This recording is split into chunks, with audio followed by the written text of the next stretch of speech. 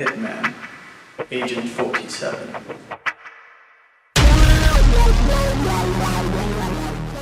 Hello everybody, welcome to C to the K. My name's Chris. I'm the C in this situation. I'm going to be doing a movie review. A lot of people have already reviewed this movie, so I figured I might as well do it too and give you guys my thoughts on this movie. Spoiler free, of course. So my reviews are a little bit different. I break the movie down into 3 parts and I grade those parts individually. And then at the end I put them together and give it an overall score. Part 1 is the action.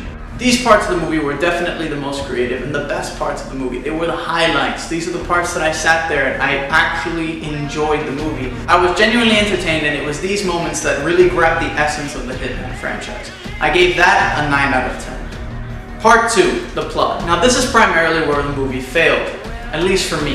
The plot of this movie seems more like the plot of a sequel to an original movie that we never received. The first 10 minutes of this movie give you a weak exposition that even me as a genuine Hitman fan, I got a little confused.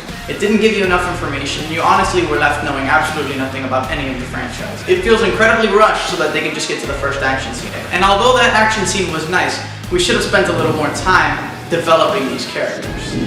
There was actually a moment in this movie where one of the characters actually says a line, "Wow, 47, it's an honor to meet a legend."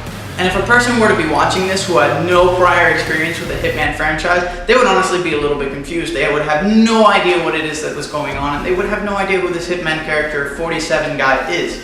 And you wouldn't really care. I feel like the plot of this movie should have been more of an origin story of the agency and how it is that the agency came to be, and Hitman taking out these intense targets and doing all of the things that we see in the video game that we actually experience.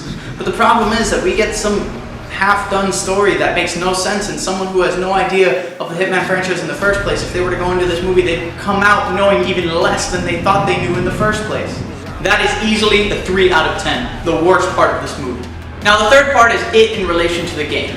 What it is that we saw that was in the game that we could see in the movie. First of all, I want to state that this movie has 0 prior storylines from any of the other Hitman games that have ever come out in the past. It's a brand new story with a brand new take on the character. However, that said, we did see a lot of the key aspects that we would see in the video game if you were to play it, like disguising yourself as the Hitman, instinct, this kind of enhanced perception that the Hitman agents have. That was actually really cool to see in live action, and I actually appreciated that, and I thought there was a nice nod to the fans.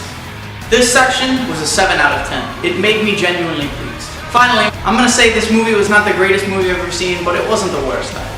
My overall score of this movie is a 6.5 out of 10. An average movie that if you wanted to get together with a couple of friends and watch some cool action scenes without having to worry about good dialogue or an interesting story, you'd have a pretty good time.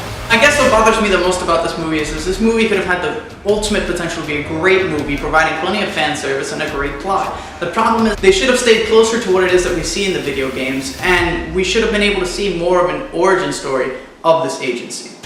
Now that's it for now, guys. See, checking out.